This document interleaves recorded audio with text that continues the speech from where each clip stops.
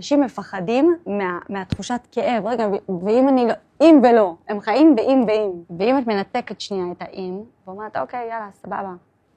אז מקסימום, את הלא כבר יש לך ביד, אז מקסימום כן. זה כאילו מאוד פשוט.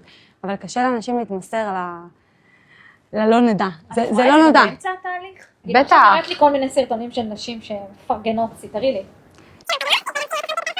ממש רואה שיפור בעור, ונעים וכיף. איזה טיפול הלך לו? אני חושבת רביעי, נכון?